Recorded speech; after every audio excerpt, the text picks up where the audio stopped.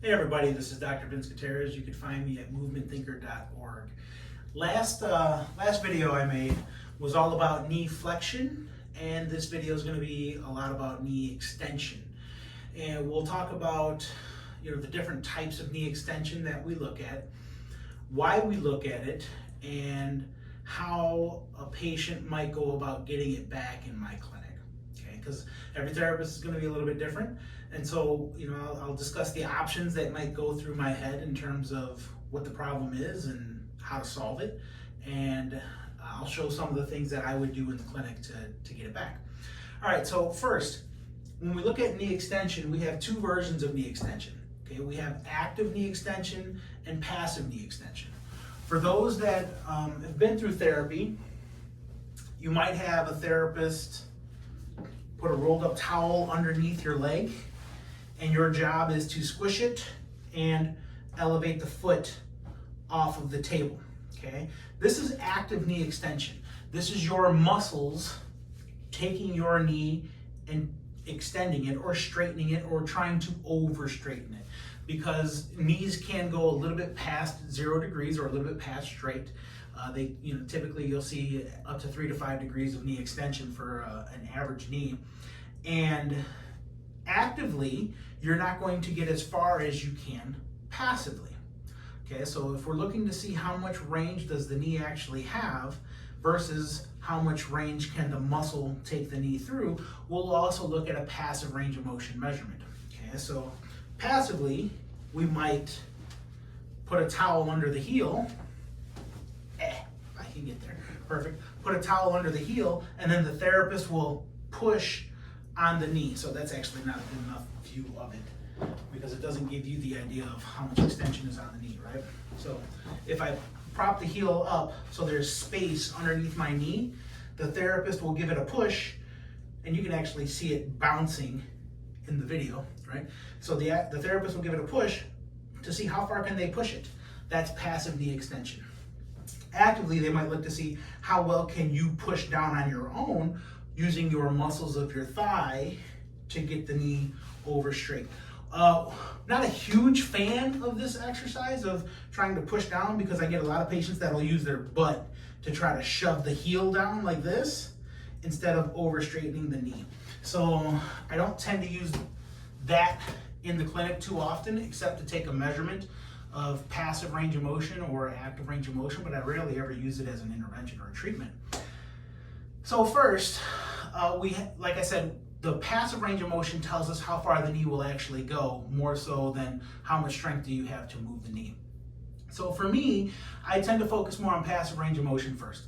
Let's make sure that the knee gets to at least 0, and if not 0, can we push it a little bit past 0? Maybe 1 to 3, or no more than 5, but 1 to 3. And there's a few different ways that we would do that in the clinic, right? Or that I would do that in the clinic. The first way is I tell the patient to sit down on the edge of the table and kick the leg out, and I tell them to just give it a slight push and back off. And in the video, you can actually see it's subtle, right? My knee also goes straight, but if your knee is here doing that, if your knee doesn't straighten, it's more obvious that you're actually pushing down at it. But when your knee has full knee extension, you can get it all the way straight. When you push, it doesn't go very far. But this is one of the things that I'll use in the clinic. And last video I mentioned creep, hysteresis, and set. And creep is the ability to change the shape of something. Check it out. So I have a rubber band. My daughter's actually doing this project. Wasn't planning on talking about this, but I have a rubber band, so here. My daughter's doing a project where she's making rubber bands for Vietnam vets, and so this is the Vietnam Service Medal, the colors of the Vietnam Service Medal, sorry. And anyway, so now getting back to what I was talking about. Anytime that we apply force to something, we can change the shape of it, right? So I can make this a little bit longer, and when I let go, it springs back. The tissues in your body work very similarly. When we load them up under tension or stress, stretch, they'll actually start to elongate a little bit. And then when we remove that load, they'll start to shorten back up again over the course of time. And this is called creep, hysteresis, and set, or in PT we call it the stress strain curve. How much stress can we put on before, I put too much stress on the rubber band. I don't want to break it because my daughter spends a lot of time doing this. But, and so this is where it's the art and the science, where the therapist has to push hard enough to create a change, but not so hard to produce damage. And for me, I'm constantly talking to the patient. I don't want to take the patient more than a couple point change in pain. And then when we stop doing the motion, the pain has to return back to its baseline within a couple of minutes of stopping, because I know that if it returned back to its baseline, no harm done. Okay.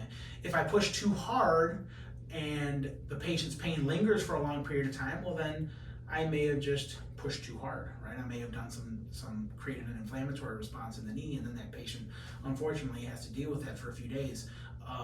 And so we try to avoid that. So, I push hard enough to create a change, but push not so hard to create lasting pain. And usually, if you keep the pain level below a 3-point change, I haven't seen any problems doing that over the past 15 years. So you have to put some stress on it. And I prefer that the patient put their own stress on it. And it's a couple reasons why. One of them is selfish, and I'll tell you the selfish reason here in a second. But I prefer the patient to put their own stress on it, because the patient can understand their own limitations. And two, if I put the stress on it, and I'm sure some of you have done this if you've been in PT, if the therapist puts the stress on it and you're worse afterwards, the first thing that the patient's going to say is, you made me worse, right? You did this and I was worse. And so I try my best to avoid that encounter, right? And so, I let the patient gauge it. And so now the patient is an active participant in it, because they have to pay attention to how much force they're putting down and how they feel afterwards. Because if it's just me and I'm pushing and I don't have a gauge as to how irritable or how easy it is for that patient's symptoms to increase, I might actually make them worse the first time that I do it. So I rarely ever go hands-on with the patient the first couple of sessions. I try to understand how that patient responds to their own stress on it, or how irritable is the knee. So like I said, this is one way of getting passive range of motion of the knee, just pushing on it like so. Another way is to add more load, and so I'll show that here in a second. I took off my belt. I'm a bigger waisted guy, so my belt is a little bigger. And what I'll do is I'll just slide my foot through the belt, take the other foot, put it through the loop, and I'll give it a push down. And so this is an easy way to get the knee straight. I've got gravity helping me out because it's pushing straight down on the knee. So gravity is pushing vertical against the leg like this to already help out with getting it down. And then I'm putting enough stress over the belt with my other foot, so I'm actually pushing down here to straighten the knee out. And I'm only doing it into a position of discomfort. Hold it for a couple seconds, back off, push, hold for a couple seconds, back off. And so those are two ways that you can get passive range of motion of the knee. So the knee is unloaded, you're not standing on it, you're not making the muscles work, the muscles are at rest as best as possible, and you're pushing against it. Those are the two that I use most commonly in the clinic. Now, some of the things that I've seen patients do at home, I'm not a huge fan of this, but in certain patients it works better than the other two things, right? So it just depends. One, it's going to be very patient dependent. And so you'll have the patient lay down on their belly, or I'll have the patient lay down on their belly, and they'll have their leg hanging off the edge of the table, right? So a little bit above the kneecap, so they're not putting pressure over the kneecap itself. The kneecap's not a big weight-bearing joint, so it's not meant to have pressure put directly over it. And so they're laying off the edge of the table like this. Now, gravity is pushing down on the leg, so gravity is making it straight. One of the things that I struggle with this is that my patients who are contracted or in this position, they have to hang out here for a very long time before that hamstring muscle starts to loosen up, or the calf muscle starts to loosen up, and allows them to slowly bounce into a straighter position. One of the things that we haven't talked about yet is if the knee is not going straight, any tissue that bends the knee can be a culprit for keeping that knee bent, right? So a hamstring muscle bends the knee, pulls the leg back like this. A calf muscle, everybody thinks about the ankle pump, but the calf also comes up above the knee, at least one of them does, comes up above the knee, and that can also serve to bend the knee. So if you have tight hamstring muscles or calf muscles, that could create a limitation with knee extension passively. If the capsule of the knee is tight, that could provide some resistance into knee extension, and it might be painful. If there's scar tissue in the knee, that could also restrict knee motion. So any one of those could be the culprit for keeping the knee from going straight. We have to look at that systematically, right? So let me just go back to the beginning. You have a shotgun approach or a systematic approach. A shotgun approach is, I'm just going to throw all of the interventions at you and hope one of them gets you better. And in the process of doing all the interventions, I'm hoping I don't make you worse, right? Because I'm sure, early in my career specifically, I thought that more was better. And, now that I've been doing this a while, more is not better, better is better, right? And so find the reason why the patient's having trouble straightening their knee and address that reason. And so if the reason is, they have muscle tension that they can't get rid of, well, then we do stuff to address the muscle tension. Heat can be used to address muscle tension, and especially if I'm going to use heat, then I'm going to use that sustained position where the patient has the leg off the table where they're on their belly, because over the course of time, that heat's going to set in. It's going to relax the muscle down, it's going to reduce pain, and gravity is going to be my friend and help to straighten that leg out, so I don't have to do anything, right? And the patient, again, can't come in the next day and said, when you did this, my knee got worse. And so we're trying to avoid patient dependency and improve the patient's independence, right? So the patient can do things at home and teach the patient what to do and teach the patient what might be too much and what might not be enough. And so for that patient who might have a muscle tightness, then that patient gets some sort of muscle relaxation. So they might get that, they might get some sort of rolling or kneading, some foam rolling, or I've seen people use rolling pins out there where they're rolling the muscle and trying to relax it down. And so they get something to address the muscle tension, okay? If the capsule is the problem, then we address passive range of motion through these two things, right? And usually I'm gonna address these first, because if scar tissue is the problem, scar tissue doesn't typically become a problem until after week 6. And if we haven't gotten knee extension back by week 6, in the back of my head, I'm already worried that I might not be able to get it back. So I spend a lot of time covering these two, this one, and pushing down this way or pushing down their leg, or I might push down after I've assessed how irritable the knee is or how likely I am to increase that patient's pain.